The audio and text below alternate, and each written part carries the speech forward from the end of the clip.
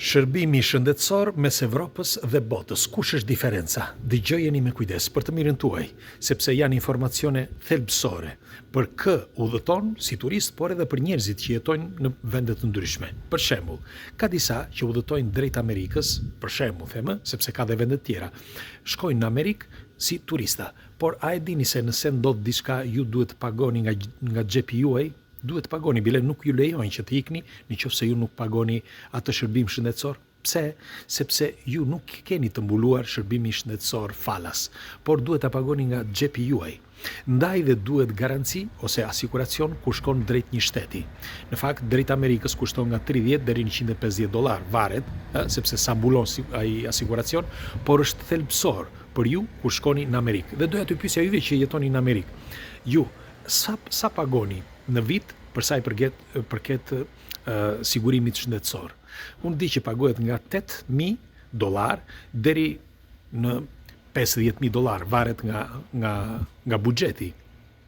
Por, ndonë se ju pagoni një pjesë të madhe të parave, ose për ata që nuk e din, nuk i mbulon të gjitha ato shpenzime asiguracioni. Për shembull, nëse një pjesë e njerëzve janë të smur me kancer, nuk mbulon. Bile mbulon pothuajse 40%, as 50% të këtyre shpenzimeve. Çdo të thotë kjo, duhet të dini që në këto momente, pra kur njeriu është pikërisht kur ka probleme të rënda shëndetësore, në këtë rast me kancer, ku do t'i gjejë ardhurat financiare, nëse ai nuk ka kursyer. Pra ai do ketë probleme jo vetëm për të kuruar, por nuk do të ketë mundësi. Dhe kështu që do rri në si tjetë fati ti. Në fakt, sipas statistikave, rreth 43% të sëmurëve me kancer në Amerikë e kanë braktisur këtë gjë. Pikërisht kanë braktisur që nuk mund të bënin dot shërbimin shëndetësor. Jo, përsëris edhe një herë, ky është një informacion mjaft i rëndësishëm dhe unë doja që secili prej jush të lë një koment. Bile jam i bindur që me kalimin e kohës do ta dëgjoni dhe do ta ridëgjoni qindra herë këtë video. Ndaj doja që në diskutimet e përbashkëta, kush ka informacione më shumë, t'i blëm këtu dhe të diskutojmë së bashku, sepse kështu do informojmë njëri tjetrin dhe do të dimë se si do sillemi. Kush është rastisht i gjithmonë dhe nuk e ka bërë ende, bëjini like faqes dhe videos që shihemi sërish dhe faleminderit që jemi përbashkë. Duhet të dini që, për shembull, në Itali, ashtu siç edhe në Shqipëri, shërbimi shëndetësor është falas. Ka disa që fillojnë dhe kritikojnë qoftë në Itali apo në vende të tjera të Evropës apo ndoshta edhe në Shqipëri. Kritikojnë duke thënë që jo, unë nuk është ashtu siç duhet, sepse ne duhet t'japim edhe në një bakshish apo ku ta di unë.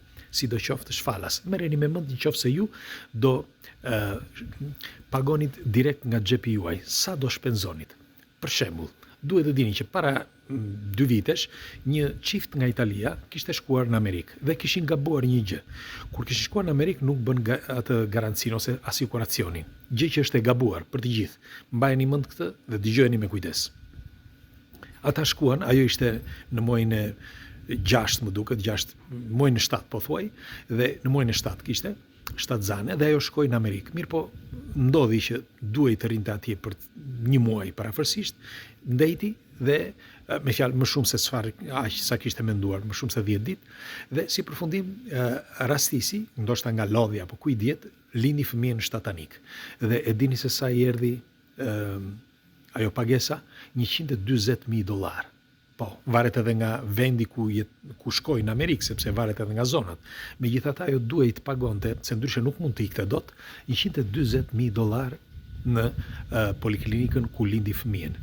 Përse? Sepse ajo gaboi që nuk bëri një asiguracion që mund t'i kushtonte $150. Sepse asiguracioni për ata që nuk e dim kushton nga $30 deri në $150. Pra, kur udhëtoni si turist ose edhe për puna të ndryshme drejt Amerikës. Çdo vend ka të ndryshëm, por duhet se s'bën që secili të bëjë një asiguracion. Duhet të dini diçka tjetër. Në Amerikë, për shembull, gjithë njerëzit pagojnë $8,000 deri në $50,000, varet nga buxheti i familjes ose nga kursimet që keni, për sa i përket shëndetësisë, sepse shëndetësia nuk është falas. Pra, ai nga $8,000 deri në $50,000, kushdo qoftë, individ, po flas për një njeri, ai pagon. Zakonisht për familjet është edhe $25,000 së bashku nëse i pagon gjitha bashk. Por nëse ti pagon, nëse je ti vetëm $8,000 në vit dhe në fund fare ti për shembull kur sëmuresh, ndoshta pas 5 vitesh, 10 vitesh, pak i intereson asaj shoqërie që të bëri asiguracioni, sepse siguracioni ka një limit të mbulimit të shpenzimeve. Thot nga kaq deri në kaq. Pra ti je i detyruar që ti nxjerrësh nga xhepi, po sikur ti nuk e më. Pra më thoni ju, është e drejtë që njeriu të ketë pra populli, njeriu duhet të ketë një siguri të paktën për shëndetësinë. Shiko, ne punojmë gjatë gjithë jetës për të ushqyer, po, por pjesa kryesore, nëse shqiptarët për shembull e kanë të theksuar këtë, a je mirë, qofsh mirë me shëndet. Pra shëndeti është pika bazë. Pa shëndetin ti nuk punon dot. Kështu që shëndeti është pika bazë dhe ndaj edhe në vendet ku shëndetësia është falas, është thelbësore për këdo. Është shumë e rëndësishme. Dhe tani unë doja të pyesja juve, aty ku jetoni ju, si është shëndetësia? A është falas apo jo? Kudo qofshi? Di vendet e tjera, me sa jam i informuar. Në Holland, për shembull, nuk është falas. Pra e pagon ti nga xhepi. Në Zvicër, po ashtu, është një pjesë e vogël që pagon.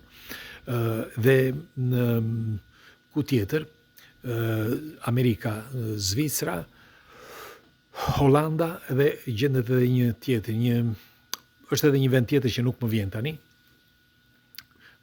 Megjithatë, pak rëndësi ka, por e rëndësishme është që vendet ku jetoni të na jepni një informacion nëse është e mundur, sepse kështu do të dimë se si do sillemi. Nëse ka njerëz që vinë si turista apo gjenden aty rastësisht. Për shembull, shqiptarët e kanë shumë të theksuar, Shqipëri, Kosovë, Maqedoni, Malzi, që shkojnë dhe takojnë familjarët e tyre, vëllezërit, motrat apo kushërinjtë e tyre në vendet fqinj. Po ju e dini që nga Shqipëria, nëse Shqipëri, Kosovë, Maqedoni, nëse shkoni, për shembull, vini në Itali, shkoni në Zvicër apo kudo qoftë, ju duhet keni ses bën një asiguracion e zëm që nuk ndodh gjë. E shpresojmë që mos ndodh gjë. Por po sikur të ndodhë që të bëhet një aksident, keni një problem, e dini që ju duhet pagoni nga xhepi, ose do bëhet në mënyrë ilegale kështu, nga kushurin, nga shokët, nga vëllezërit, gjë që ti ke të drejtën tënde. Me aq sa pagon, nuk diskutohet, pagon 50 euro, 100 euro, por ti je i sigurt, sepse kur shkon, ndoshta njerëz jemi, mund të ndodhë çdo gjë, dhe ti përfundon në spital. Mirë po, duke përfunduar në spital, do kesh probleme pastaj për pagesa. Ka nga ata që thonë që unë nuk pagoj. Shiko, para disa vite, e kam treguar një për doja u them, një djalë nga në Amerikë, një shoku ynë që gjendet tu mes nesh, vinte nga Amerika dhe zbriti në Zvicër. Në Zvicër e arrestuan se kishte për të paguar 1.400-1.500 euro nga një job që kishte marrë para shumë vitesh. Ai as nuk e dinte fare, por duke mos e gjetur atë, ishte momenti që ai zbriti aty, e kishin në sistem ata dhe e ndaluan. Edhe ai pagoi parat, pastaj e lanë të lirë brenda ditës. Por merreni me mend ju nëse do të ndodhë një gjë për shembull në spital. Nuk i lën që të dilni. Duhet të pagosh një çmimin pastaj të dalësh. Pra mos kujtoni se ju mund të ikni apo të ikni në përmale, sepse ndodh që edhe sikur të ktheheni pas disa viteve, ose ndoshta që mund ta pagoni, por ose ndoshta mund t'i dërgojnë direkt në vendin tuaj përkatës. Siç më ka ndodhur dhe mua për shembull. Unë nuk e dija që kisha marrë një job, me makinë isha, dhe ma sollën në Rom jobën nga Zvicra. Më sollën 2 gjoba, jo një, se isha i detyruar t'i pagoja. Se e sjellin me anë të ligjore, kështu që je i detyruar.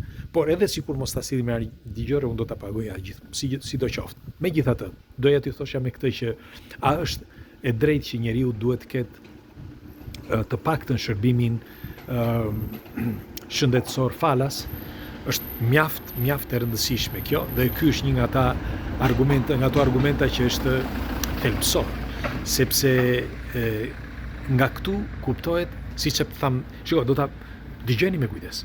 Do ta fillojmë nga këtu. Njeriu jeton për të ushqyer, por njëkohësisht ai duhet të jetë mirë fizikisht, dhe njëkohësisht ai do që të kursej që sidoqoftë nesër nëse do të gjë, ka diçka në xhep që të mund të kurojë vetveten. Por, në qoftë se ti, pra baza është shëndeti, okay? Në të gjitha këto që thamë është baza shëndeti, por në qoftë se ti, një pjesë e madhe këtyre të ardhurave financiare, i heq, ja pagon shtetit, apo, ku ta di unë, apo organizatave të ndryshme për shëndetin, atëre sa do kursesh ti? Në të vërtet ja kursen, apo jo? Sepse në qoftë se ti, kur vjen një moment se që të gjithë sëmuren, një ditë apo një tjetër, të gjithë sëmuren, kalojnë që gjithë atje. Ja vlen atëherë ajo shumë që ti ke kursyer apo që ti ke dhënë shoqërisë, nëse është një shoqëri asiguracioni, apo shtetit, sepse ka diferencë ajo që i ka dhënë shtetit apo ajo që i ka dhënë asiguracionit, sa diferencë ka dhe a është e drejtë apo jo. Dhe nëse është e drejtë, kush është më mirë? T'ia japësh një asiguracioni apo t'ia japësh shtetit ato para? Dhe sa jep në diferencë, pra në talë financiare, sa para jep asiguracionit dhe sa para jep shtetit. Le ta diskutojmë, sepse shumë nuk janë të informuar. Kisha bërë një video para ca kohësh, tregoja një histori dhe thash dhe vura re që disa nuk e dinin këto informacione. E hapa këtë sot sepse duhet të dini që tani Amerika po bën çështë e mundur që të mbaj vendin në këmbë dhe këto janë pikat bazë për një shoqëri të denjë, të jetë e pastër dhe mbi të gjitha të ketë një shërbim dinjitoz për të gjithë. Pres komentet tuaja. Kalofshi bukur.